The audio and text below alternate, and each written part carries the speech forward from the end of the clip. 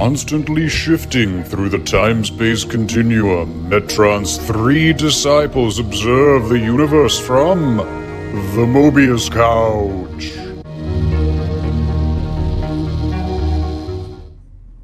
Cut my life into pieces. This is my last resort.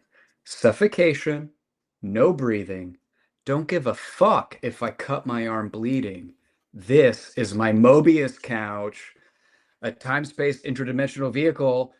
Welcome, ladies and gentlemen, to the Mobius Couch, which is the top Below Deck Season 7 recap podcast in the world. Today we're going to talk about Chief Stu Cates' one-sided crush on Chef Kevin. Patrick, what do you think? I think the captain's real cute. I think that's what we got. That's cute. What we got.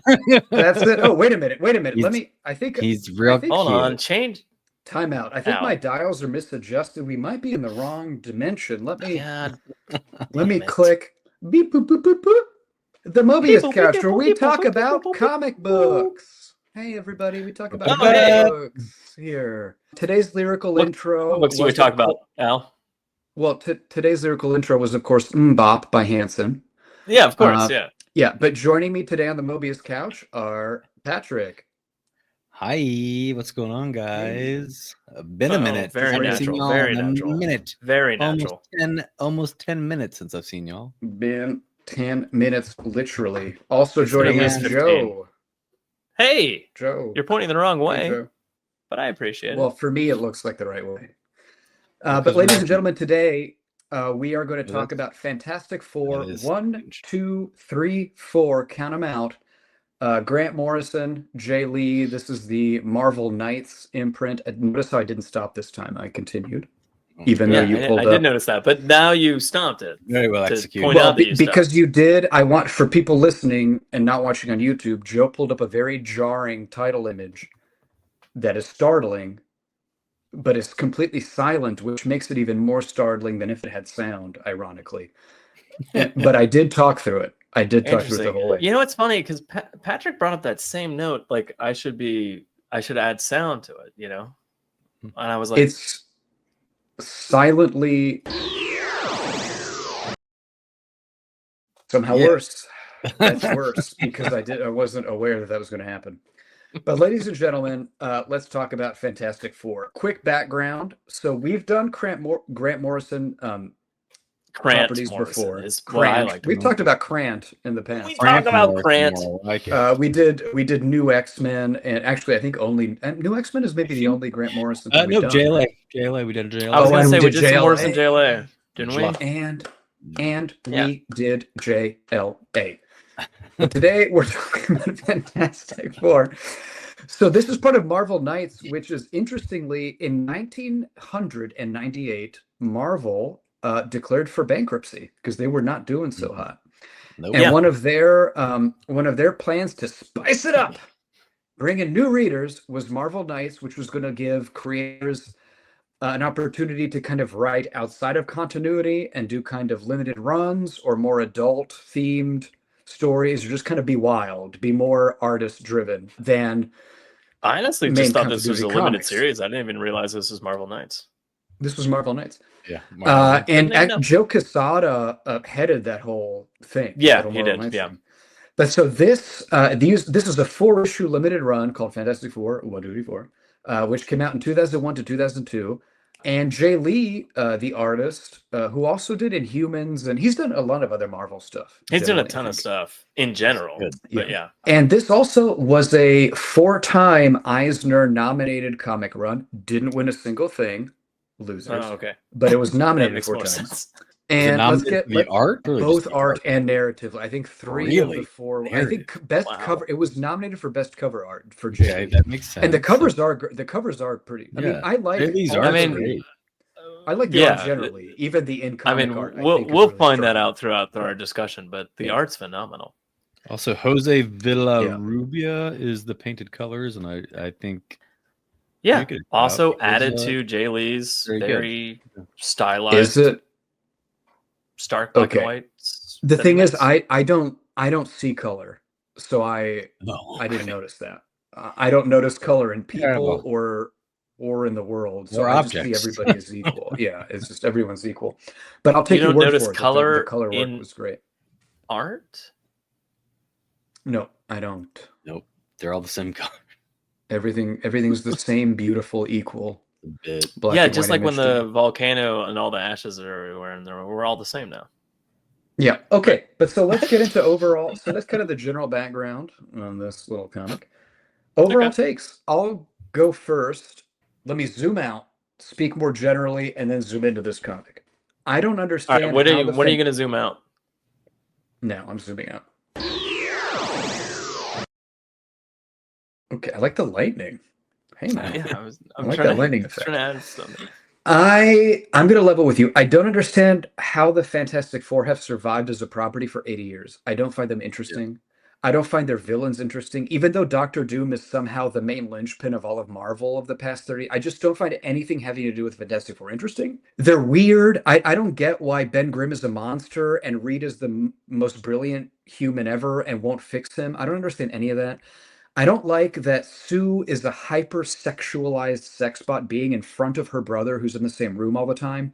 I don't like that Johnny Storm is, I think, really deep into the autism spectrum because he's a really problematic. I mean, if he's not autistic, he's the biggest piece of shit you can imagine.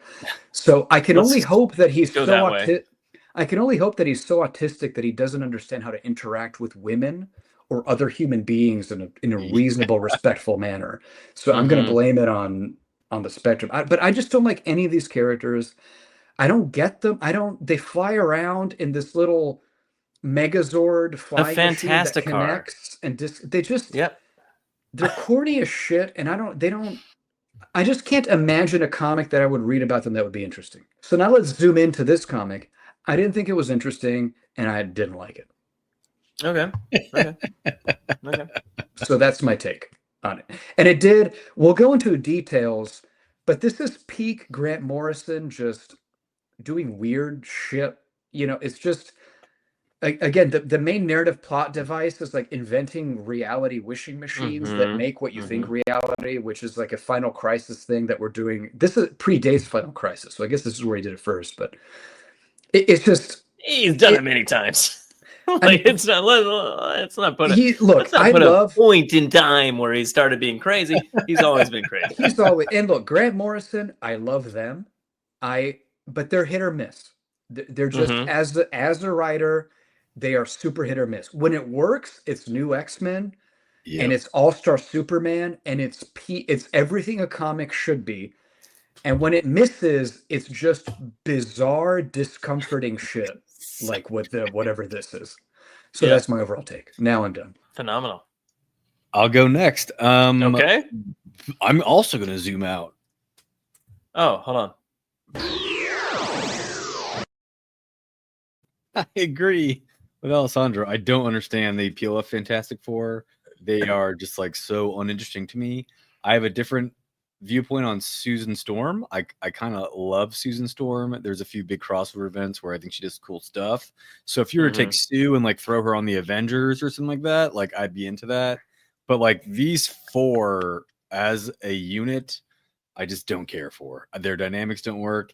This storyline in particular, though, it's the whole point is that there is a reality machine that's like messing with their personalities, but you don't find that out till the end. So it's very jarring for someone like me who hasn't read a lot of Fantastic Four stuff. I wasn't really sure what was going on.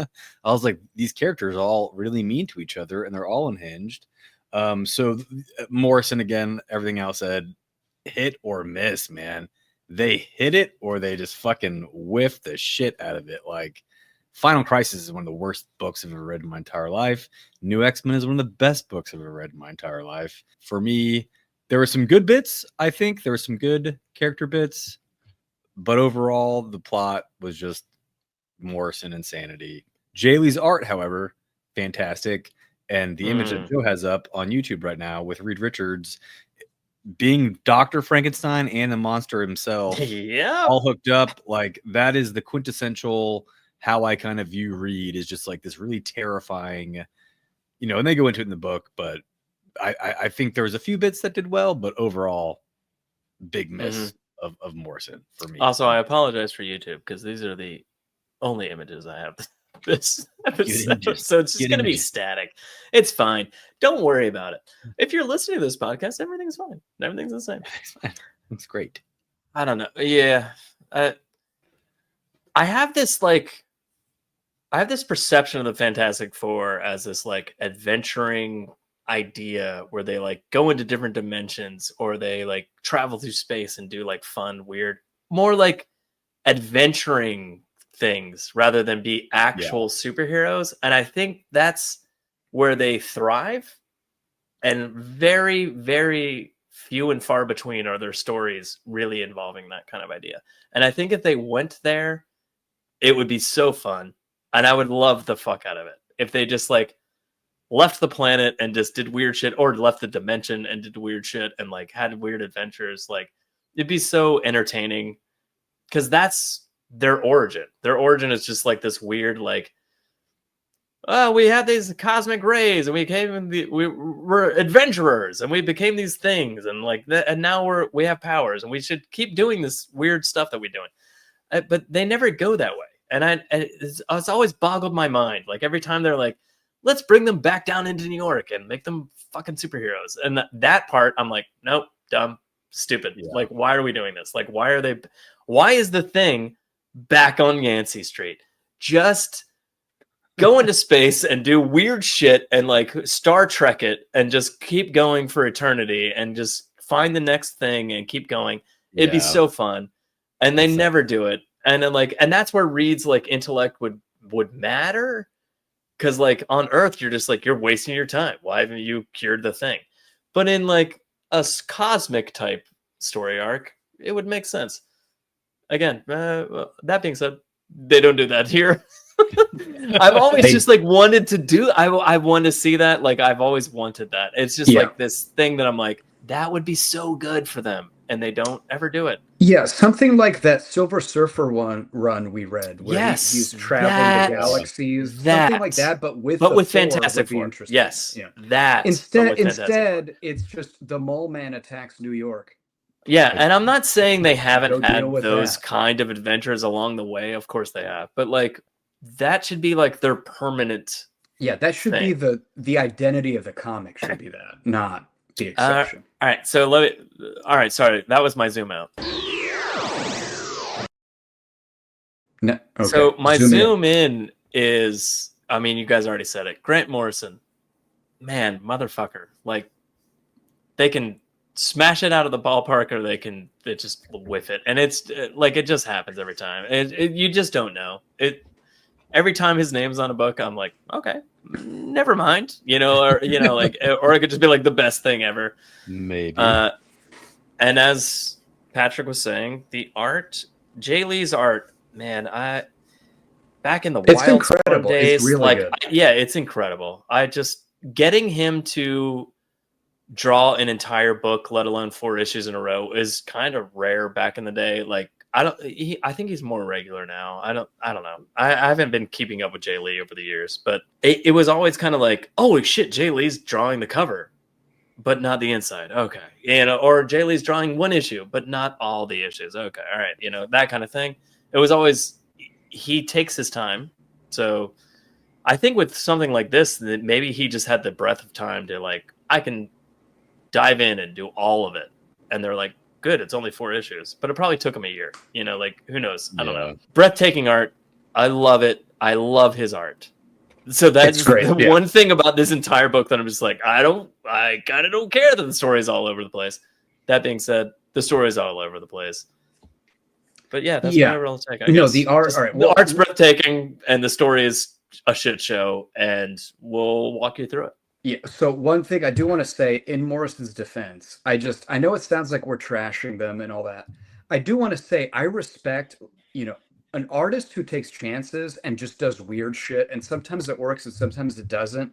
Yeah. But I respect that way more than somebody who just does kind of doing comics by rote is boring. Yeah. Mid stuff nonstop. I'd rather have the swings and just try weird shit and go for it. Rather than just completely agree. However, like kind of on Patrick's note of like, I just don't know these characters. I haven't read enough Fantastic Four. So like, is this the book that you like dive in and get to know them? No. Oh, You know, no. like kind of thing. No. But like, Yeah. you know, if you've been reading Fantastic Four since the beginning, this might be like the most amazing breath of fresh air you've ever experienced. Right. Well, so let's said, talk about more generally. Yeah. I think Patrick alluded to this, but the conceit of this run is it's 4 issues, and it's Mhm. kind of about the deconstruction of the 4.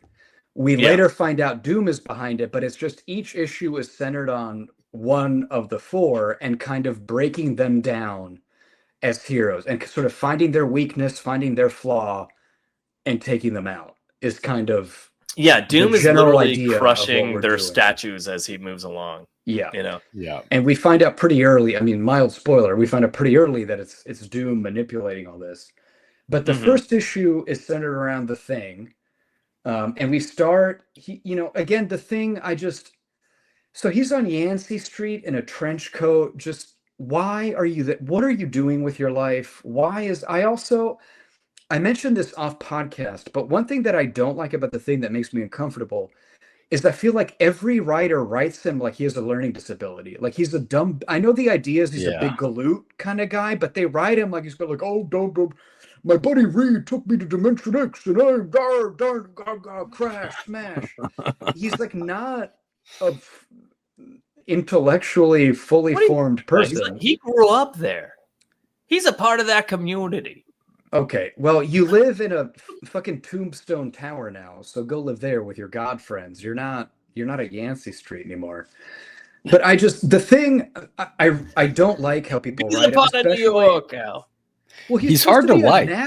He's supposed to be a NASA pilot, right? Like NASA pilots are intelligent engineers. They don't like they don't talk like, oh, what the fuck? I mean, he can have a New York accent. He can have a Brooklyn accent or whatever the fuck. But at the end of the day, you're like, he's not an idiot. He's intelligent. But he isn't. But I feel like in every comic I read, he is an idiot. Like he is not. It's because the Rock grew into his brain. Yeah, I guess the Rock made him a dummy. I don't know, but that makes Dwayne Johnson's at fault, I think. Well, given Dwayne Johnson's political leanings, I think the Thing is probably smarter than Dwayne Johnson. But agreed on that one. Shit, that went away. I wasn't Dwayne. Okay. Art note though, I do love how Jay Lee sets up the city. Like you can see here, it's this kind of like London St. Paul Cathedral with their tower in the background. That actually. Yeah. I love how he set it. Everything looks kind of like this gothic mausoleum, and their tower is like a tombstone. Everything's like sterile and quiet, and they're all completely divorced from the people of the city. It's a really cool atmosphere. This really isolated, somber atmosphere that he's lifting up, that he's building up, and it's really. He's got, I don't know. He's got a way of depicting those two aspects that, like, I don't know, it just makes it artistically interesting. I mean, like, you could have just shown the Baxter Building within the layout of New York City. Could have been done very easily. But he's like, let me just juxtapose the Baxter Building against this Gothic architecture. And you're just like, oh, that mixed with the background colors of the, like, I don't know, the reds that are going on back there. You're just like, well, that looks horrifying. It shouldn't. It's just a picture of the Baxter Building. But, like, and there's other panels that are actually portraying the story. But you're like, that's ominous. And we do get that panel that Patrick was talking about of Reed deep in thought, which is a pretty insane image. I mean, he is just hooked up. I mean, he's got 80 wires hooked up to just the brain. Concept alone that the family knows that sometimes, without telling anyone, Reed will go into his thinking room and turn a light on that says "Keep out, deep in thought." And no one will disturb him. Like everyone else in the family is like, well, he's been in there for over a day, and I'm his wife, and I don't know what he's doing or what's going on. Well, but that's what I mean. Because they're all, it seems like, are they all afraid? I mean, I know he's a terrifying individual, but I think they're all like afraid of him. Like, we just leave him alone. Don't mess with it. Well, I was just going to say the one thing I did kind of like with Morrison's writing is just, especially from Sue's viewpoint of showing how much he struggles with his genius, like how he's so closed off from her. It kind of reminded me the of demonization Oppenheimer of him, kind of, in a way. Yeah. Well, like it kind of reminded me of Oppenheimer, how like his wife, like he thinks at a level that makes it hard for human connection. I don't know, like yeah, no, I get that. I kind of do appreciate that aspect of this entire story, because like at the end of the day, but Reed basically comes out of it and goes, "Fixed it," and it's like it's all over kind of thing. And except but the build up to that is like the abandonment of like everyone he loves and knows. Well, the whole point oh of my the God, issue. dude. I mean, all these issues are just how isolating them all from each other. But I will. The one thing is though, but it starts with Reed abandoning them before it all begins. Right, but the thing I'll say is you're all right about what the buildup is, except that the reveal when he comes back into play is he's a pretty pleasurable, normal individual. Well, like he's not at all. He doesn't at all have any issues connecting with it. He's just kind of, I'm back and things are fine. That's why Sue. But in that moment, that's Sue's struggle on it to a T. I think is what like to the point where. Well, no, that's just like the point where I mean, this was 2001. I think this book came out. Yeah, 1 to 2. Yeah, there is a scene where Sue, I think, is talking with Alicia about the autism spectrum and how she thinks that Reed might, like, she's trying to cope with how she can't.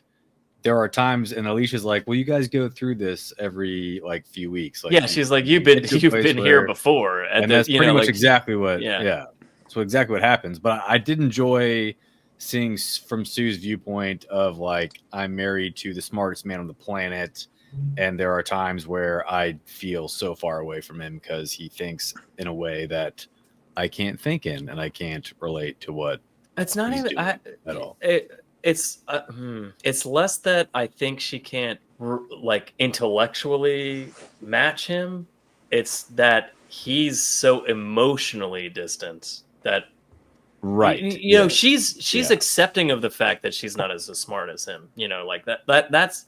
I feel like that's less of the issue. It's more of the fact that like when he gets in this headspace, emotionally he shuts off and shuts down. And then like in this book specifically, he retreats into like a room and shuts a door. That's physically shuts a door. I mean, my complaint is I think what undermines this point is that he seems to only be distant when he goes in his room. When he's with them so I don't think that's the case. I think it's like that's more of a descriptive of like what's going on within this actual book, but like I think the broader point is that like he's emotionally distant even in normal situations per se, and then like he'll come back at certain times. There are times when he does this thing in this book where he like shuts the door off, kind of thing. But like I don't know if that's like supposed to be like a regular incident. It's like, I don't know, let's call it 1 out of 10. Like 1 out of 10 times he does this thing where he shuts the door off. But there's 9 times where he's just like, huh? I was just thinking, sorry, like, or whatever the fuck, like it seems like it happens more frequently, but not to this degree, I guess is what I'm trying to say. Okay.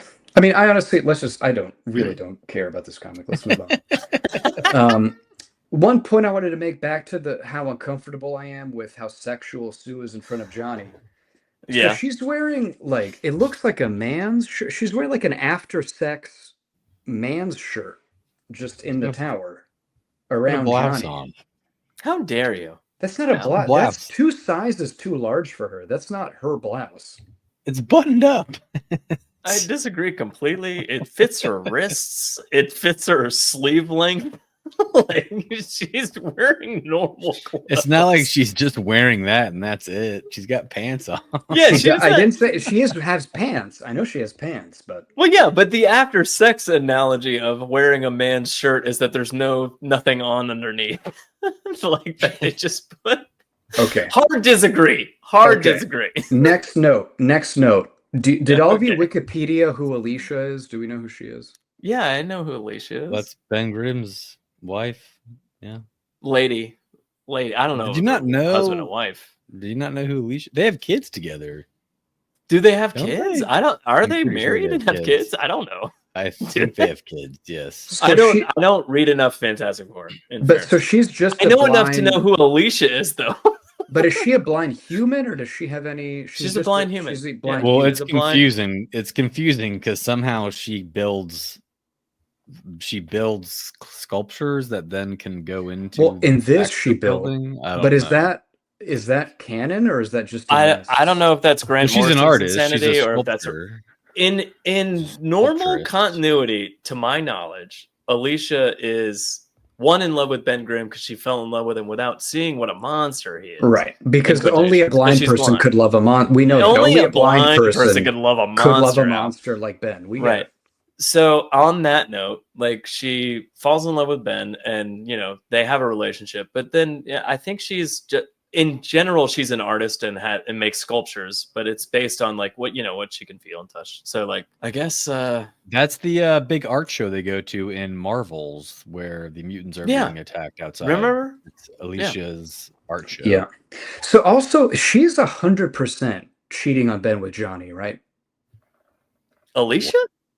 No way. I kind of got her and Johnny a little bit of a thing going on. No way.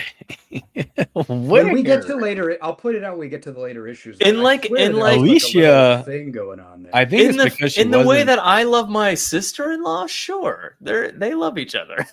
Like not like Again, this comic's tough sexually. because for us, we're not Fantastic Four people. So yeah. it comes out that they're all being influenced by Doom. So their personalities are all right. They're all kind crazy. of So they're all, Alicia like, is exaggerated the most, in a bad way. Yeah. Alicia is the most like level-headed because I don't think Doom is fucking with her. So she comes all across in this storyline as like the voice of reason to the other four. But the rest of them are crazy. Johnny's mean as fuck to the Thing, and then Thing is like doing the whole. Well, Johnny's woes me mean as thing. fuck to that random woman he's in a car with. He's like setting her mean as fuck to everyone. Johnny's a piece of shit. Setting her This on guy. fire in the car, and is like, She's if you like, can't, if I you have can't 30 DM Even at the end when they don't have Doom's influence anymore, Johnny's still like, "Hey Ben, did you see how I kicked ass earlier? You fuck you." Just like they're he's awful. so borderline like a piece of shit. He literally walks into the Baxter building in the scene where Al was talking about the shirt being too big or sexualized, which is silly because it wasn't. The shirt wasn't sexualized. She is sexualized with the too big. Anyway, after sex Johnny shirt walks that through. she's She's feeding fish, and he like walks through and just literally murders all the fish. Just burns them. Like what the How fuck? does he do He just, that like, though? I That don't was so know. He confusing. lights them on fire underwater. I don't know. Anyway, He's he lights them on terrible. fire. All He's the fish terrible. die. And all Sue does is go, "Johnny, what the fuck?" And he's like, "Whatever, Sue." Just walks He's out. I was like, terrible. "What the fuck?" In a I'm later bored. I'm issue, leaving. in a later issue, when he's driving, the woman next to him says, "I'm on fire," and he goes, "Well, if you can't take the heat, get out of the kitchen." Yeah. It's like, bro, you Sue can't goes, set "Those people fish on had fire." names, Johnny. I don't understand why you're trying to provoke me." And he's like, "Provoke? I'm just trying to lighten the atmosphere in this mausoleum. Sorry, I got born." What? It's crazy. Well, first of all, Anyway, it is. Alicia can easily cook up new fish. You know that. Yeah, that made. What no does sense that to me. I mean? was like, what? So she's gonna make little fish clay. I don't know. Well, I guess one thing Alicia's about Johnny's- creating fish. Well, Johnny's comment Like- about calling the Baxter building a mausoleum does actually fit in with the art, because the art. Oh no, does yeah, kind of 100%. Yeah. display it as Again, such. the art's fantastic. I can't stress that enough as we continue on through this. But so moving the plot along, because we're still just on issue 1, and this Yeah. is not a good run. So the thing discovers that basically Reed has been kind of plugged into a Doom bot as part of his thinking machine process, and the Thing walks by it because he's trying to get to Reed, and the Doom bot activates, and so Thing gets mad and bashes its skull, and then Doom talks to him and teleports him out. Basically, it's Yeah, just, if you put on so- my gauntlet, Yeah. I'll teleport you. Doom is systematically taking them out. So like in the chessboard of the Fantastic Four, he's like, "Let me get rid of the Thing, the most distraught one of them all." Why is he distraught? Because Reed won't. He's a monster. heal him He's for a some reason. disfigured monster. Why on earth haven't we moved past? I just mean in comics in general. Why on earth, to Al's point, Has Reed not gone like, hey, here's a wristwatch that lets you turn into the thing when you need to be a superhero, Exactly. and now you're a human being? Reed wants on him earth? trapped. Why? Reed wants him trapped in that form. Reed has It had makes no fucking sense. Like, of all the things he can do, Reed can makes no do sense. anything. He is the most intelligent being in all dimensions. He could do Except anything he reverse wanted. their transformations. He chooses not to reverse the Thing's transformation. That is a choice he makes. And the Thing also... Yeah, he's a horrible person. Also, look at this picture No of the Fantastic Thing. Four comic can convince me otherwise, But essentially. Also, look at this drawing of the Thing. Not a lot of muscle definition. Even though he's all rock, he's just kind of a chubby, rocky guy. He's not that muscular. He's a chubby rock. Or... He's a chubby rock. It's fine. I just but one art note too, though, as he's talking to the Doombot head, this is Hamlet. This is Hamlet talking to the skull. Yes. Fantastic. Alas, poor Yorick, I knew him well. This is Hamlet right there. So just wanted to bring that up. I did like Doom's dialogue overall. Like, it was kind of like, being very okay, Patrick, I don't like how Doom talks about himself in the third person all the time. I don't like that. He always talks about Doom. Doom did that. You have Doom to get used to it, though. Doom thing. I don't like all the time. He went to fucking state New York college with these. That is funny. And it's funny that he went to the same school as that was a really good school back in the day. So he was a Latvian student at state New York, state NYU school, who talked about himself in the third person. Which is fine. When have you not? When I was in college, every single classroom I went into, I was just like, Joe is here. Every day. You did do, yeah. Doom. If my last name was Doom or Von Doom, maybe. Well, Von Doom. Could you imagine at work, Pat, if they were like, Patrick, do you have that email? And you're like, Walsh finished that email days ago. Walsh is on top of his shit. Or don't actually cut. We shouldn't use our full. Don't cut that. I was gonna say, Al, the internet doesn't know Patrick's name. So I guess replace that with Doom. Doom wrote that email days ago. Von Joe writes any emails he wants to write. Yeah. So issue 1 ends with Doom tricking the Thing into walking through a time portal to like rewind his body, but also his memories, so he comes out the other side. Very confused. Yeah, but he comes out in present day. I'm so confused. It seems like he comes out in the past. But it is present because they're just like present day. Hey, you're in some hospital on the Yancey Street. We're gonna cut your arm off because you got hit by a car. And then and I'm like, what? In 1940? And then he walks outside and he's like, oh, here's the building. Here's where I live. You're like, what the fuck? When I was reading that confused. Too, and like he gets hit by the car, I was just like, this guy cannot catch a break. He just can't. Yeah, he gets human again. He's not a hero. And then just gets nailed by a car. Arm cut off. And they're like, "Oh, here's your dog tags. The only thing that we held on to you after the accident." And he's like, "Let me reach that." Oh no, it's gone. But also, like, what the fuck? One detail. Also, just another art note. The way Jay, I'm on a first name basis with him, which is fine. Oh yeah, me and Jay are best friends. But the way he draws Doom's castle, it's this gothic castle, but the night sky is beautiful. It's really cool. Yeah, it's spectacular. It's spectacularly drawn. It almost makes you think like, what if Doom just relaxed and just had a margarita and just hung out? Funny because Doom just hates Reed. He hates Reed the same way Lex hates Superman. Like, it makes no sense. Just it really does. Do anything else. And in this book specifically, it's the whole linchpin of the story is based on nothing. It's just Doom being like, "Fuck Reed," and you're like, why not just let it go and relax in your fucking castle? You own a country. Like, didn't Reed steal his girl and his scientific achievements or something? I mean, I would be. No, Reed didn't do any of that. I mean, he did because it's Reed. He did girl? Everything. He did all of it. Wasn't he into Sue anyway? No, Ben was assuming he was. Oh, no, that was in the Josh. That was his best friend. Yeah, that was best friend was in the movie. Okay, one detail before we move on. The way he got Thing to do the thing is Doom took off his mask and revealed his real face to the Thing, and that kind of broke we'll get to the spoiler later, but it kind of broke the Thing's mind, and he was like, okay, I will do what you want me to do.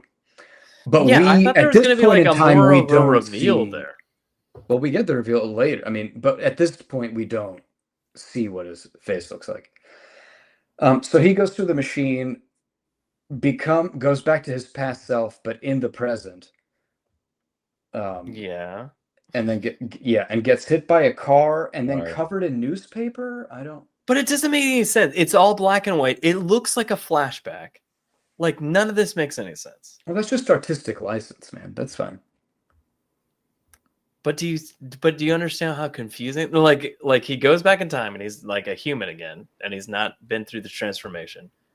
Joe. And then he's like, I've Joe. been here before, and he's like, I don't know you, and like none of this makes any sense. Joe, let me confirm this. You are looking Grant for Morrison. You're looking for logic in a 4-issue Grant Morrison limited run comic book. Yep. I just want to confirm that's what you're doing. Yeah. Okay. Yeah. I was. Yeah. Cool. I was. Great. Yeah. Let's keep looking for it. Issue 2. All right, issue 2. Staring at the fish tank. Issue 2. Focuses on Sue and Namor are about to make out, but they don't yet. I liked. So this is kind of like Sue is having a conversation with Alicia about Reed, but she's invisible. She's invisible. But she's invisible the entire invisi. time. And I didn't know what y'all's thoughts were on this because she's invisible the entire time she talks about Reed, and then when Namor shows up, she becomes visible. Yeah. And then later though, is that because Reed doesn't Reed, see? Is that because Reed ignores her? I and think doesn't see so. her, I feel like it was Yeah, like Reed an doesn't see artistic her. metaphor thing. Yeah. In that No, situation, I love that. specifically though. Like in This that situation, that entire part of this book is the best part of this book, honestly. I just Like the fact her that she's conversation invisible with the entire Alicia time. while she's invisible, because Alicia's blind, so she doesn't know. Yeah. Like she even goes, "You sound wet. Here's a towel." You know, like that kind of thing. Right, Like there's just little things like that. Is that And it's just also, invisible Sue the subtext? entire time. Is that subtext for Nemo? You sound wet. Is that subtext No, for Namor's I mean, not could there be. yet, Al. Oh, Could okay. be. He's I don't not know. there yet. If Namor Also- was knocking on the door and she's like, "You sound wet," then I'd be like, "Yeah, of course." He is there though Also, because she's this like is that the doesn't scene- sound right. Also, Namor can control the weather. Found that out during this. I think it's interesting He can that do a Sue lot is in of her most shit. vulnerable He when can she's do it. invisible. Like she's revealing her innermost feelings to Alicia when she's invisible. You know, like, and Yeah. Alicia doesn't know if she's visible or not, and yet it still is like that conversation between them. I don't know. I do kind of like love that whole bit from this series. You know, like that kind of like, I don't know, inward looking at like when can you reveal your true self to somebody? It's when they can't really see you. Yeah. But the double entendre there, or like the double down of that idea rather, is Alicia's blind, so it doesn't matter if Sue's visible or not. But that's how she's feeling, so she's not revealing herself twice over, kind of thing. I don't know. It's interesting. I really is the like the single drop motif. Is that a teardrop or that's just supposed to be a rain?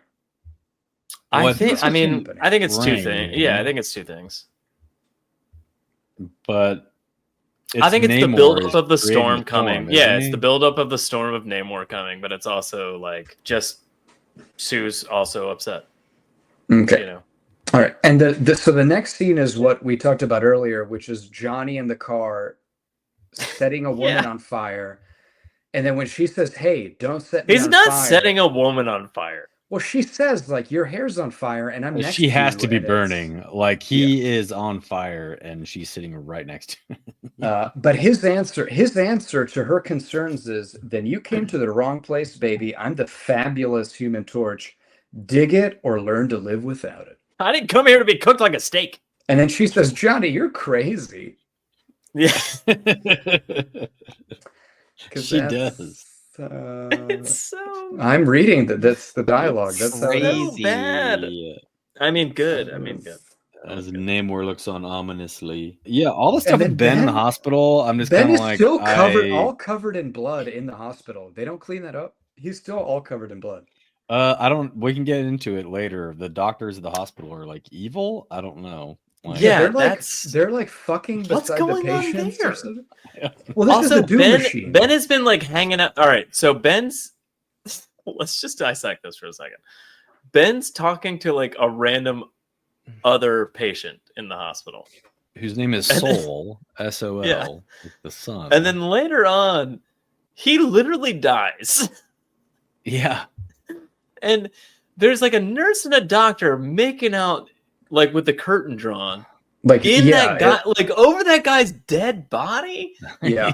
And Ben is talking to him, and they're kind of responding to him, as but if not they are really. the dead They're man. just saying things out loud. They're like, "Oh yeah, that sounds good." Ha! He can't hear us. No, they're like, It's shut up, you one-armed insane. freak. Why don't you get a job like everyone else? Yeah, it's insane. And Ben's going like, "Oh, that was mean, What? Saul." And you're like, "Do you not understand voices? Like, do those people sound like the guy that you got to know in the hospital?" Well, I mean, we've talked about how the Thing has a learning disability. Yeah, he's I all don't on the understand. model. It doesn't make any sense. It is- That well, scene, I- none of that makes any fucking sense. Well, the only sense it makes is that, A, this is Doom's construct, and B, I think Morrison is just trying to create this kind of nightmare hospital scenario that he's yeah, in. Where that's and fair. Ben is trapped in this. It's very It's still insane, though. well, right, but I think he's just making this crazy kind of hell hospital where the nurse and doctor are fucking while people die, and Ben is just out of sorts and lost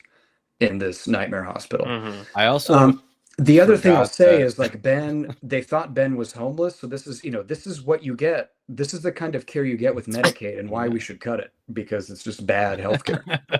It's just bad health. Go ahead, Patrick. You were saying something. I was just gonna say it's weird that the guy's name is Sol, S-O-L, and I kind of forgot that. And later on, Ben's like, "Sol, can you hear me?" And I thought Ben was like praying to the god Sol or something. Like I was so confused. Like it's such a random name, and I had to Google. I was like, "Sol Marvel, like what god?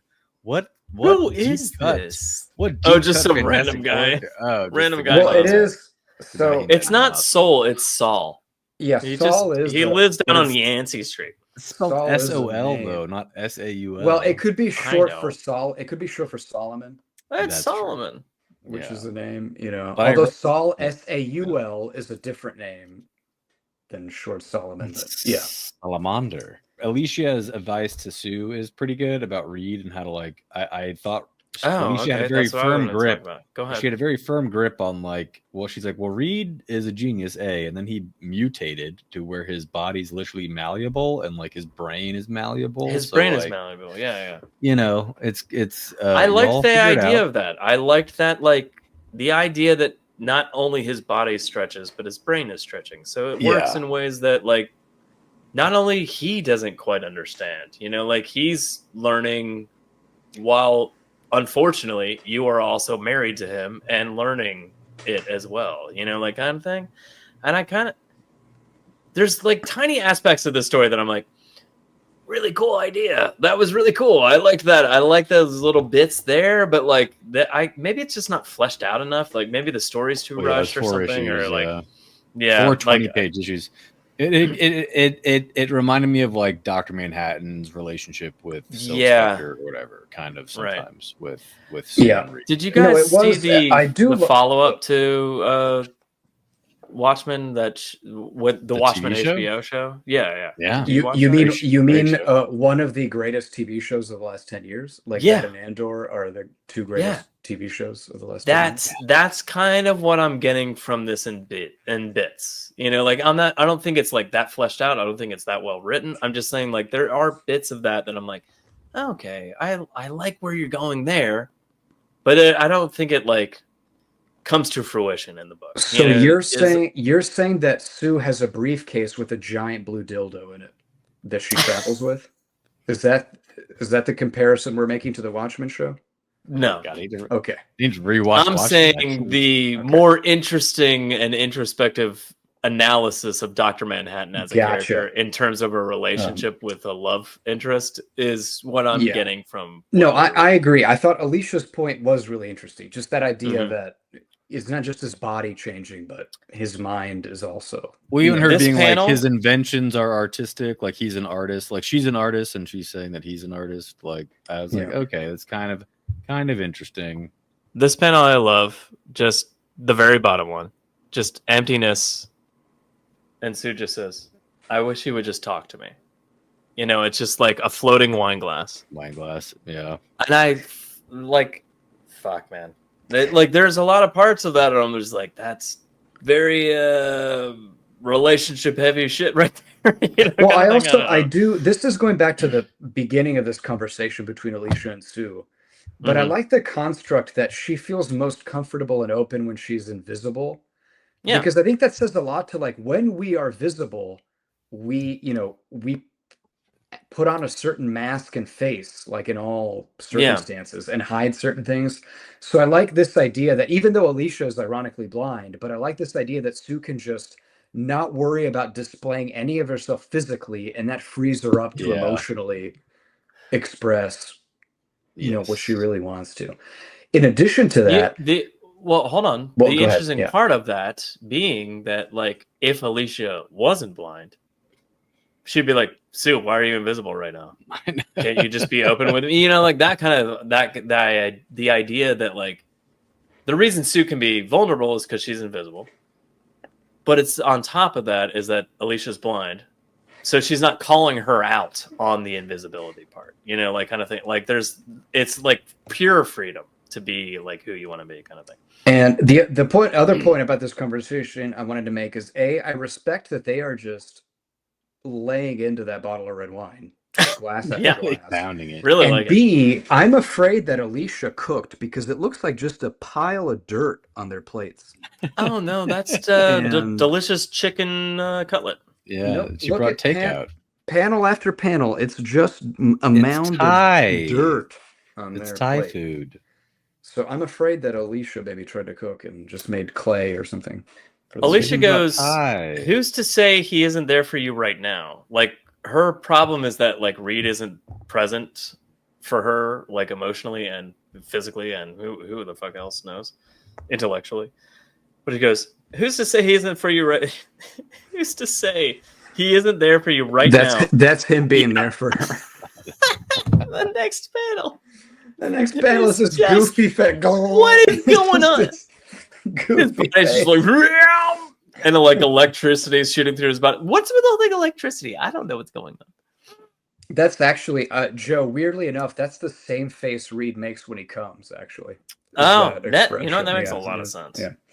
It does actually. I mean, previous to the accident as well. So Well, Namor shows up at the eventually, end, right? Namor shows up for a booty call, and he's just half naked. He is just exuding sex. hip cocked to the side. He's The ready. storm has come. Susan, let me look at you. I love how Sue's answer to that is just Namor. Oh, I'm married. I'm married. No, she is that goes, how you "Oh, greet God." someone at your door? She goes, Namor. Oh God, I'm married. I'm married. Holy shit, dude! Like, I mean, it's Wild well, stuff. like we're all Wild well stuff. aware that Sue and Namor are a thing in a weird way, and it's some like I don't know love triangle between her and Reed, but at the same time, I'm like, Jesus Christ, like clearly, you married the wrong man. Like, the only reason you're like, I'm married is like, just this makes more sense intellectually, but on every other level, like, But I don't think I it's don't every other level. I think it's very much like they're just sexually attracted to each other. Like it's very passionate. yeah, sexually attract, physically Carnal. attract, It's like a carnal Sure. desire, but like the idea but of also intellectually. And then the entire part of this book is like, Reed and I aren't intellectual matches, and you're like, okay, well, then what's the holdback? What are we doing? You're in the Namor wrong says, marriage. Let me show you the luxuries of the abyss. I'd be like, the abyss? That's not selling Atlantis to me The beauties at all. also. Yeah. Nothing. But I just like the idea of opening the like. Imagine if anytime you open the door to an attractive human, you just said, "Oh well, I'm in a I'm married. relationship." I'm married. It's like let me just state that married. as I open the door. Oh I'm in a God, I'm married. relationship. I can't- Oh yeah. God, I'm married. Oh god. In Sue's defense, I mean, Namor is there to fuck. I mean, he is. Oh. He's Oh in charge. yeah, 100%. He- 1,000%. In the meantime, Johnny just leaves this woman.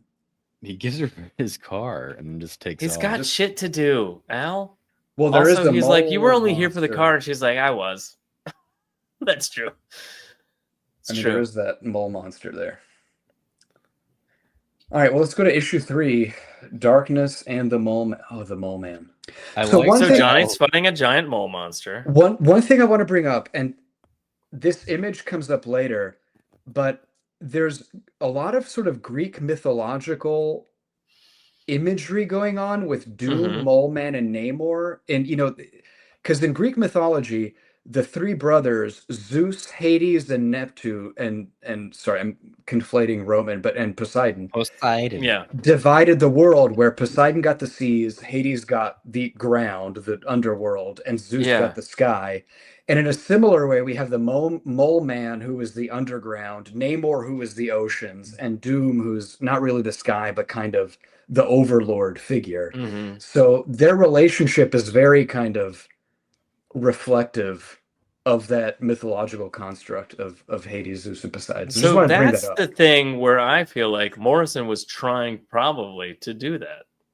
Oh, it's a million and percent. And you picking up on it Conscious. is like, oh, okay, good job. You're a It was well-read definitely individual. conscious. Yeah, 100%. That being said, most people are going to read this and be like, what the fuck's going on? Like kind of thing. Like Morrison has this way of being like, let me walk you to it and get you there, and then you'll understand, and this will be the best story you've ever read. And then there's other stories where he's like, I'm going to give you nothing. And it's not to say that it's less brilliant. It's just that it's like, I don't know, not talking down to the audience, but you're not giving us enough either. Like kind of thing, like just a little bit more, and we would all be like, oh, this is the most brilliant comic I've ever read. And there are times when it's like this, where you're just like, I feel like you're just all over the place. The dialogue's all over the place. You're not bringing your points home in the way that I feel like he wants it to hit. But so in this issue, though, Doom's plan kind of comes into focus, which is to have Namor create a storm and Mole Man to attack so that Doom's giant robot can come out of the harbor and Giant attack the robot. Baxter And building. attack The Baxter Reed building. directly? Yeah, that's the Also, plan. That's the The master Human plan. Torch, like taken down by hard rain.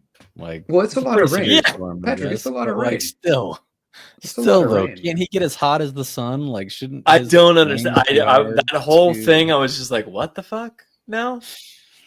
And he's flying in the rain. If you knew that the rain could destroy your Like, planes, what like, the why? fuck now?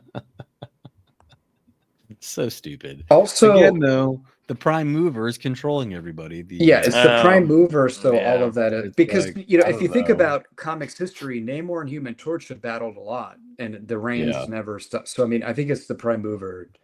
Also, Doing by the stuff. way, like Human Torch, like Johnny flies at Namor. Namor's like, fuck you. And I guess more rain happens or something, and his Yeah, he flames go out. intensifies the rainfall. Intensifies it. Yeah, sure.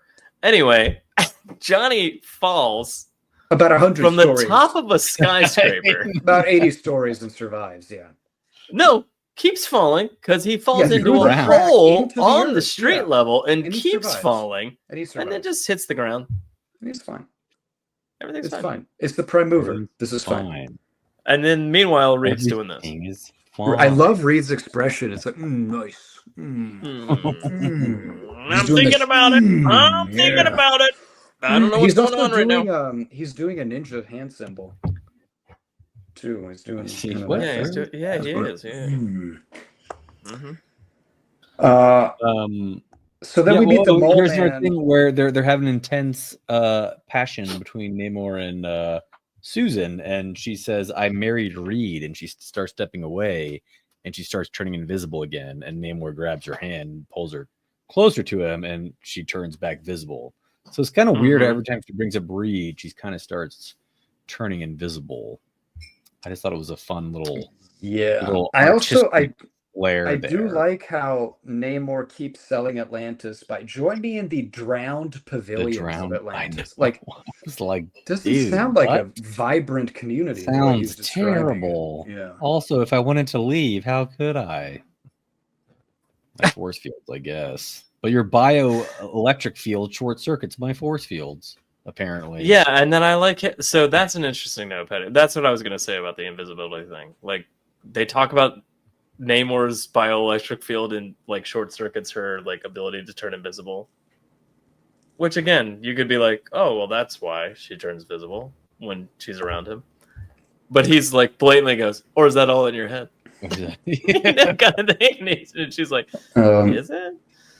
Yeah, but so Johnny Falls survives, and he's in the Mole Man lair where Alicia's also been kidnapped, apparently. Why? By the Mole Man. Where? When?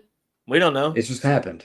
Because apparently the Mole Man is into her and wants her to be his mole queen and Johnny to be his mole slave. Well, because she can't see how hideous he is, Al. But also cut out Johnny's eyes with these scissors. Yeah, I mean, he is kind of ugly. I get it. He's ugly. I get it. I mean, he is. He's an ugly man. So anyway, Namor and Sue. Oh, and this is where we get the doctor and nurse. Oh yeah. Before that, I did like Mole Man trying to convince Alicia that she was also ugly. He's like, "You're also hideous. Hasn't anyone told you? Hasn't anyone told you? We're both ugly. It's fine.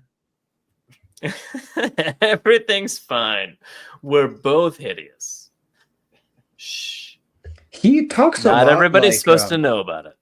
But he talks a lot like Immortan Joe. We're both ugly. Did you all notice that? Sort of like, you will learn, you will love me body and soul and come to revel in your new life. It kind of sounds like Immortan Joe from Mad Max. He does a little bit. Road. It's Fury Road, yeah. I've never seen that movie. Here the Mole Man is special and it's you who are nothing. Yeah, that sounds very Mad Max villain of him. You know, he's got a nice offer, be queen of the underworld. I don't think it's bad. It's not that bad. You don't have to. Also, Alicia's choices are the Thing, a rock monster, or also the ugly Mole Man, who's a king of the underworld. Well, the Mole Man is a king. I mean, the Thing isn't a king of nothing, to be honest. Yeah, he's the king of nothing. He's not even the king of Yancey Street. They told him to get the fuck out. The Mole Man does rule the nether regions of the world. That's quite a large expanse of territory. Of maybe just a few sewers. We don't know. I do like the idea of having a blind woman cut someone else's eyes out with a scissor. Like she's blind. Like how that's difficult, right? Isn't it easier to have someone who can see cut the eyes out? Also, just so random. Like gouge his eyes out with a rock, I'd get, but like you just have a random pair of scissors. Yeah. I think it's just the idea is to mutilate because Johnny's beautiful and young, and just mutilate him so that he can be subjugated in this horrible. Use a jagged rock. World. Like where are these scissors coming from? But none of that happens. Down the sewer? Right, but that doesn't happen because Namor and Sue show up, and Namor's pussy whipped into sort of standing up to. Oh, Namor is very, very Sue whipped. Yeah, and so he's the whole rest of this. Also, he likes to claim it's because he's like, Doom put me on the same level as this guy. Fuck this. And at the same time, you're like, no, it's because Sue wanted you to. Well, no, but Sue told you to. I do get that, like looking at the Mole Man and thinking, well, I'm not at this guy's level. I kind of get that. Yeah, he's a fucking sexy undersea man beast. I did kind of relate with Ben a little bit when he's losing his mind in the hospital and how he's like, I've never really taken control of my life. I've always just kind of followed someone else who seemed to have a plan. Yeah, I get that. Isn't that all of us working for our employer? Isn't that, exactly? I'm just like, I don't know what's going on. I just go with the flow. I don't know. But so to fast forward a bit, the Doombot reaches the Baxter building, and at the same time, Namor floods Mole Man caverns and kind of frees everybody from there. So Mole Man has like one giant monster that he's like, this is gonna be the big thing, and then Namor's like, nope, I'm done. I'm done hanging out with you. I'm done hanging out with Doom. Fuck all this.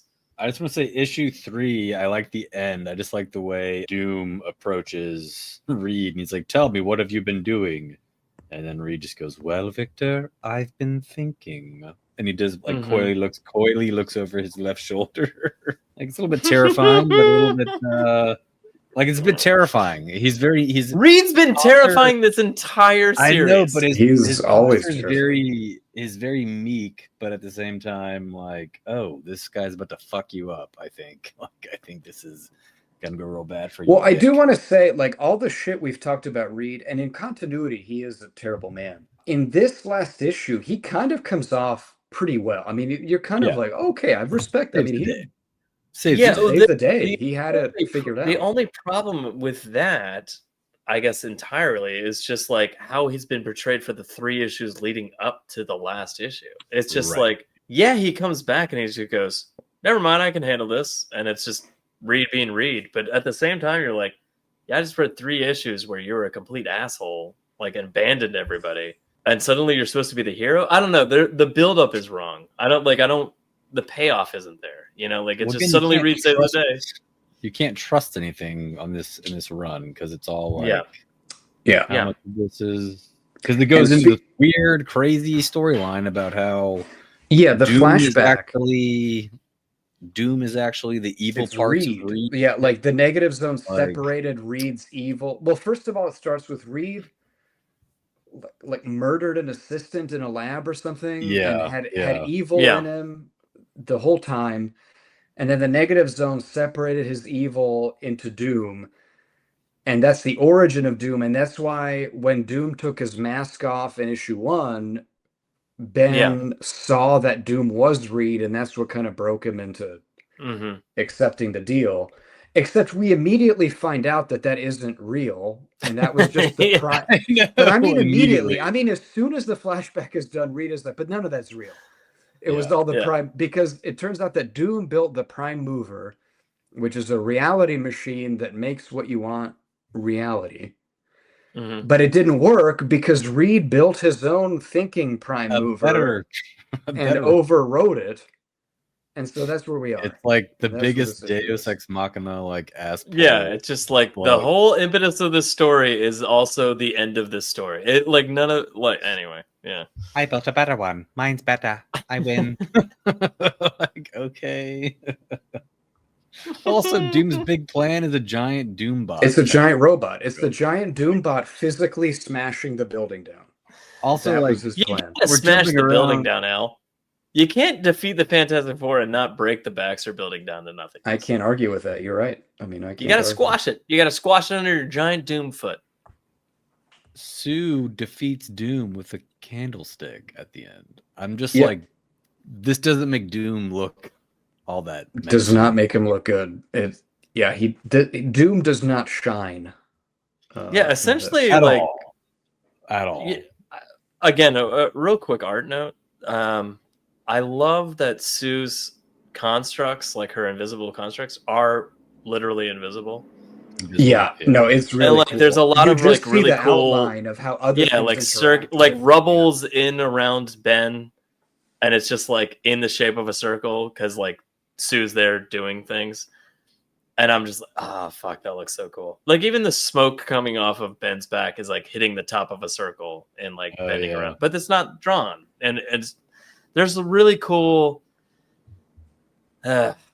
Again, this book is so exhausting and bad. But the art is so good. I'm like, okay, it's visually stunning. So like it keeps you reading, but you're like, oh man.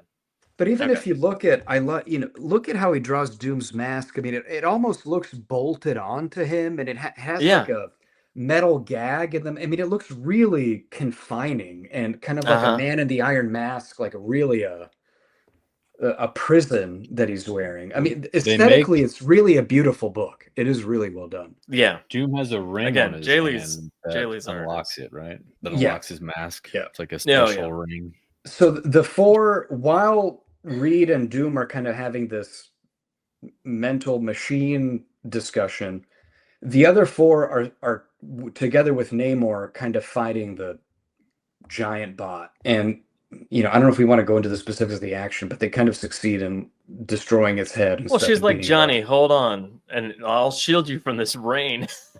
That's the He's rain, like, your greatest weakness. I'm ready, kind of thing.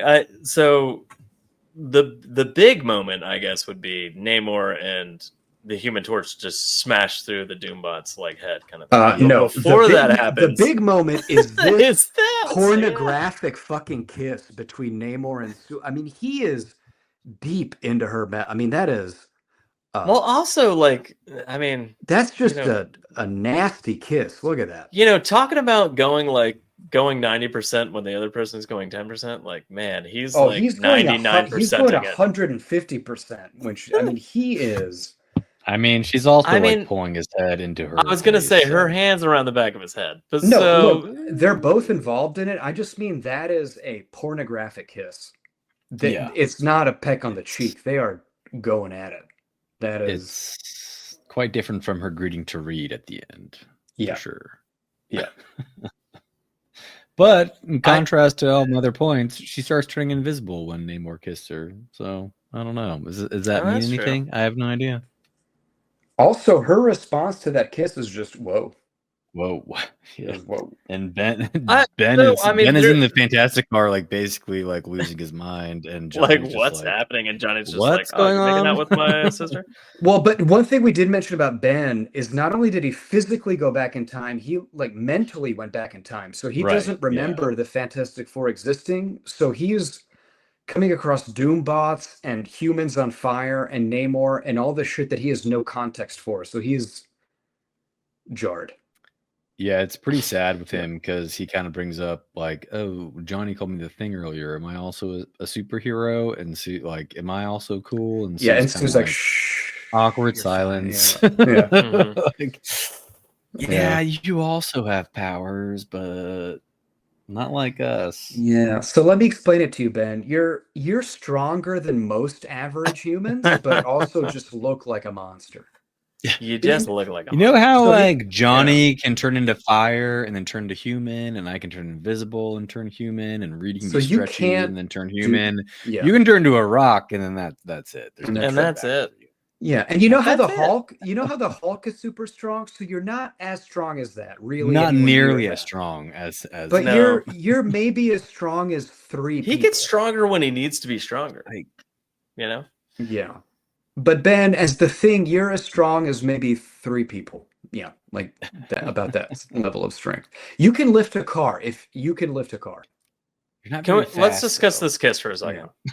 For some things, but Von Doom has a machine which can remake all of our lives, Susan. And she goes, I know that. Reed will have a better machine. And he does. Hold. Doom thinks he can use all our base desires to tear us apart, but he doesn't know us well enough, Namor. Thank you for proving we're more than just the slaves to our unconscious instincts. And that's when they make out. Just boom. And Namor goes, indeed, perhaps it was only Doom who lit these fires in our bellies, Susan. We're gonna go with that. We're gonna go with it. Perhaps it was only Doom that made us make out. Well, look, Namor knows rule number 1: you got to leave them wanting more. Yeah, you gotta. You know, he knows how to play the game. Also, that's time out. That's a neg. That's kind of a neg saying, I guess maybe it was only Doom. Yeah, I guess it was just Doom, and I'm not. Maybe I'm not. And flying away psychotically into you. Yeah. So he knows how to play the game. He knows how to play the game. It's fine.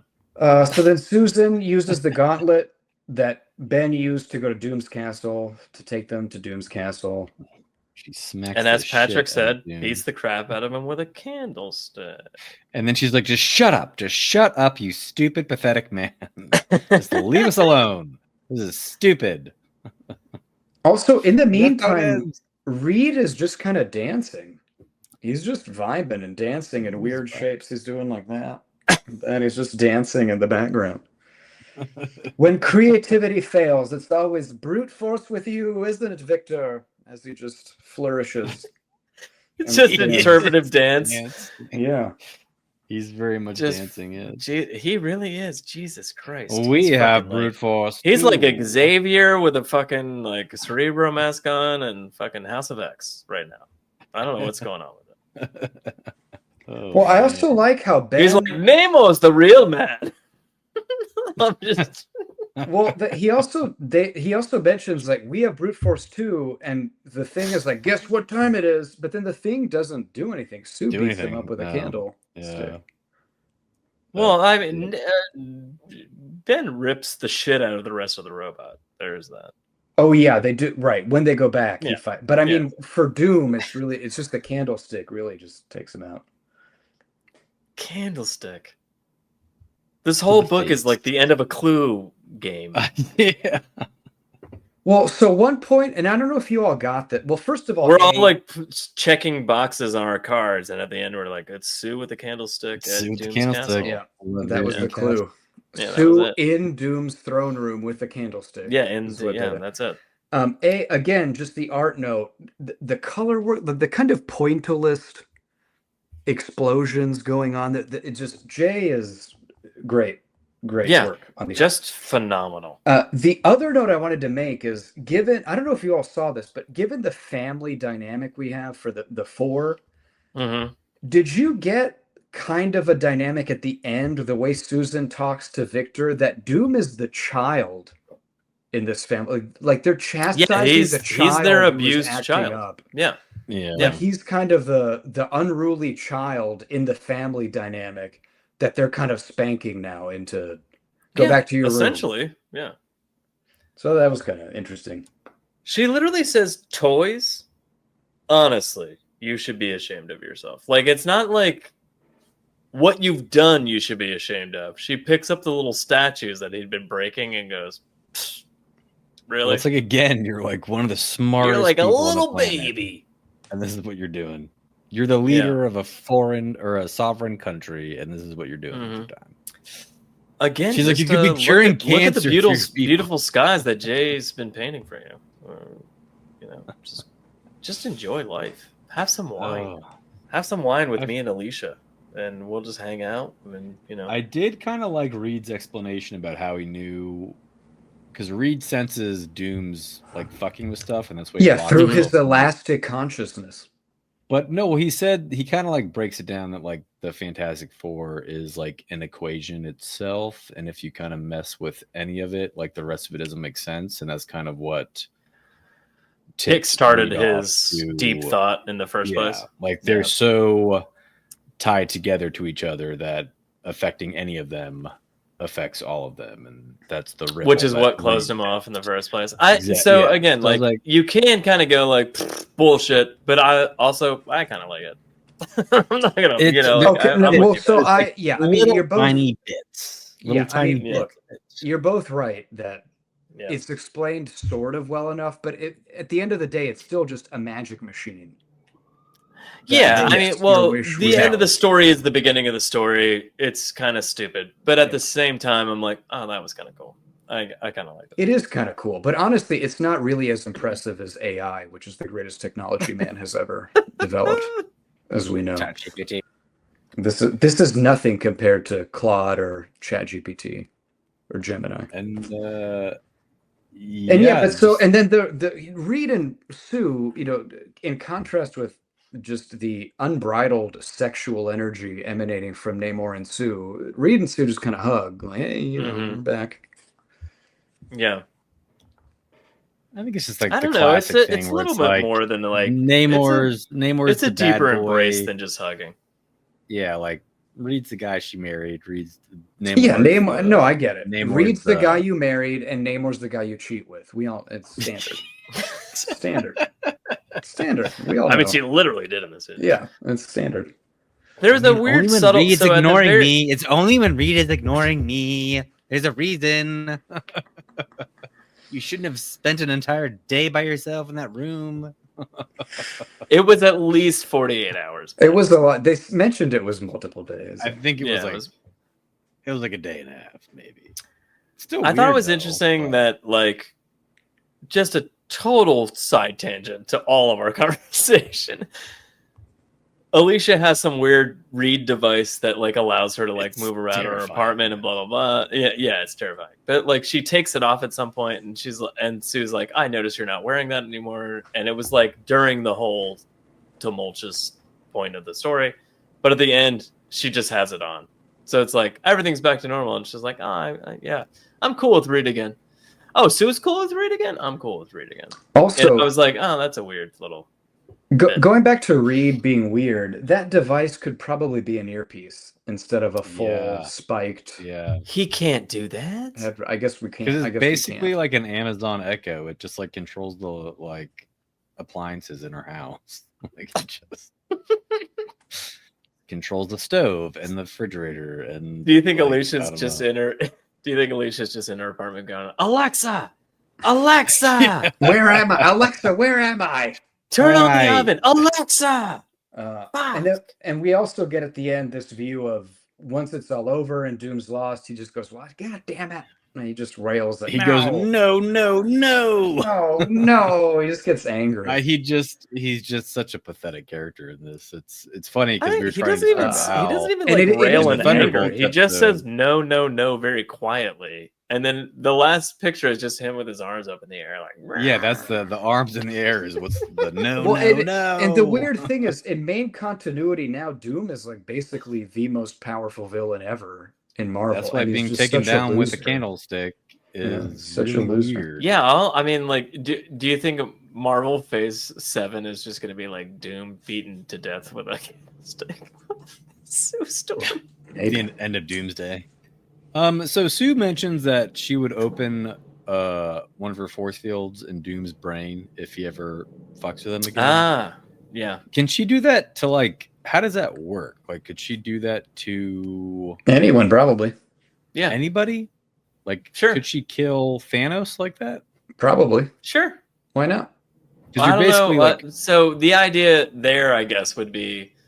How strong is Thanos' brain? Is he a guy? Like, is it like vulnerable? Like, you know, like. Would it matter though? Like, where does her force? Well, like fields... Superman can swallow a bomb and it explodes and he just burps smoke. Like, how much force would it take to like? I feel like it's different though. Push Thanos' brain out. Yeah, but Pat, it's like how Aquaman can bloodbend basically, but only does it in one issue and then is right, which is stupid. Mentioned again. Yeah, right. Yeah. I think it's. Well, I guess I just don't understand where Sue's like. How does it work? Like, does it literally is it like a physics thing where it just cuts through? Like, it's a thing that wasn't there and now it's there, and she has separated the space between Thanos. No, because you can't make matter out of nothing. So she must transform air particles or matter into. Yeah, I think it would be like a bubble that she expands. I see. Yeah. Okay. So it would have to be like the force of the expansion would burst something, which she could do to Doom, but would she be able to do that to Thanos? I don't know. It doesn't matter because she'll never do it to anyone. It's just they're never going to have her do that to anyone. Well, these kind of theoretical conversations, Alice. Well, we started this. I do remember there was like a photon spectrum, Miss Marvel, the what's her name? Photon spectrum from Marvel. Oh yeah, she can turn to light. In the comics, she's very powerful, and she's like, next time I see Thanos, I'm just going to turn into light and go into his brain and explode it. And she tries that, and it doesn't work. It doesn't work for her. Yeah. Well, why couldn't, I mean, the same thing, why couldn't Ant-Man go up his nostril and then blow up his brain? Yeah. I mean, Ant-Man because he's just, that's what I'm saying. Like, he would just get crushed. You know, like, his physiology is beyond. Yeah, but isn't that sacrifice worth killing Thanos? Why even think about it? Just do it.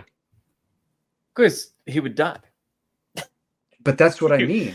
Isn't you? This is what would happen. He'd go into Thanos' brain, he'd expand, it would just pop, and then like a little blood would trickle. No, he would expand enough to like do brain damage and kill Thanos. I don't think so. You think Thanos' inner organs are strong enough to? It would kind of be like Ray Palmer in the rope and Identity Crisis that he struggled with. He'd be like, this is really tough rope. I can't break it. No, but Ant-Man, they talk about he's actually physically stronger in his tiny form. It doesn't make any sense because they talk about that, but then like the Atom is entire stronger. Well, I just know in the Ant-Man movie, he can like flip a whole human over. In the MCU movie, they're like when he's tiny, he still has the same like mass as he does when he's big. so he still is like he can hit real hard, like harder, I Right. guess, because he's still small. But then in Ant-Man 2, they shrink the entire building, like same concept, and he just rolls it Mhm. away like it's a rolly suitcase. It's like, shouldn't that thing weigh like thousands of pounds? Like, shouldn't you not I be able mean, to move it? it's almost as if it's a poorly written script. Almost, yeah. Almost like they didn't Um, put their thinking caps Like they on do for put Ant-Man. We thought should into do it. we should do Wow. an entire series of episodes that are just about the physics and insanity that are Makes no comic sense. book powers. Yeah. Oh, but do you all? Sorry, are you guys getting audio feedback issues with? No, no. Does this pass the Bechdel test? Oh, now I hear it. The The Bechdel test, The the Bechdel Bechdel test. test. Does this pass the Does this Bechdel pass test? the The Bechdel test? answer's probably Probably no. This one doesn't either. no. Because 100% Alicia and no. Sue talk about Yeah. Reed. Read the whole time. The Oh. whole Talking time. about Reed. So it does not pass. Because I mean, he's it like has an to be absentee character. No, but Joe, you can't. The rule is it's two No, you're right. women No, you're not. You're not wrong. not You're talking not about wrong. a love interest, and that's what they're doing. So yeah. I guess so. Snyder Juice? Does anyone know? No one passes. No, Snyder nobody was really looked that great. I mean, even the Thing is a chubby rock guy. Even the Yeah. thing is not a lot of muscle definition there. Yeah. Yeah. Well, no, there's no Snyder Juice. Namor is not Snyder's Juice, but Namor's fit. Like he's. I mean, more he's a cut. lean. He's a He's lean. cut he's like like a- from but- marble. He's like a You know. 2 on the scale, probably. Probably Yeah. Yeah, I mean he'd be low because the bulk isn't there. He just doesn't have the volume. Yeah, no you know? bulk. The bulk isn't there. got a swimmer's body. I mean, he's got the bulk, but in only one targeted region. But you know, we're talking about a different bulk. Yeah, I agree. Yeah, all these Yeah. Yeah. Okay. Recommendations. recommendations. Let's do a zoom out. Okay. I'll just go first because I've gone first on these. So I don't. Nope. I- No. Patrick's Okay, going well. first. Patrick, go first. Oh, I'm going first. I don't recommend it. The art's good. Don't recommend it though. Like I don't recommend it. The art's great though. Mhm. I don't recommend it though. Mm-hmm. Mm-hmm. It I was just joking. classic Al, you can Morrison go. flop. It was a flop. I don't have Yeah. anything to add to what Patrick said. I don't recommend it. Google image search some screenshots to look at the art, Yeah. but you don't need to read the book. I disagree on that only because I love every panel, and you won't get that in the Google search. You have to flip through it, but I wouldn't say read it. I would just say Flip through it, yeah. Go I to would Barnes just and say, Noble and This find is it and- amazing artistically. Yeah, no, it's a Grant Morrison miss by a million yards. Like, just bad. I don't know. The Fantastic Four is such a tough nut to crack in terms It's of a making dumb them property. interesting. Yeah, it's a dumb Yeah, property. they're so hard to make interesting. It's so impossible. I don't know how anyone has. I don't understand. I'm to Al's point at the very beginning of this episode. No idea why they still exist. Don't understand why they're still persisting to exist in the Marvel universe. They're so boring. They're so worst. boring. The art is so good though. So anyway, read some other things that Jay Lee has drawn.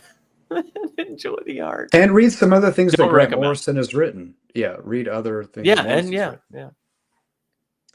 But yeah, Indeed. yeah, hard pass. Don't read this. Okay. Well, it's a Right, rare. just, Everybody. it's passes difficult. on it. Okay. Okay. I think we're done.